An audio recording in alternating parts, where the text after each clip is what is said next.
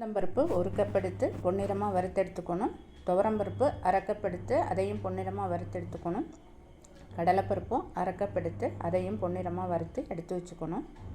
மிளகாய் ஒரு கப் எடுத்து காம்பு நீக்கிட்டு நல்லெண்ணெயை காய வச்சு நாலஞ்சு மிளகாயாக போட்டு எல்லாத்தையும் வறுத்து எடுத்துக்கணும். சில நேரம் வெடிக்கும், பார்த்து வறுக்கணும். எண்ணெயை ஒரு கிண்ணத்தில் வடித்து எடுத்துக்கிட்டு கருவேப்பிலை 2 கொத்து போட்டு தேவையான அளவு உப்பு போட்டு கொஞ்சம் பெருங்காயம் போட்டு அதையும் வறுத்து எல்லாத்தையும் ஒன்று சேர்த்து ஆற வைக்கணும். ஆறினதும் மிக்ஸி ஜாரில் மிளகாயையும் கருவேப்பிலையும் ஃபஸ்ட்டு போட்டு கொஞ்சம் அரைச்சி எடுத்துக்கிட்டு வறுத்த பருப்பு எல்லாத்தையும் போட்டு கொஞ்சம் கொரகொரப்பாக எல்லாத்தையும் அரைச்சி எடுத்துக்கணும்.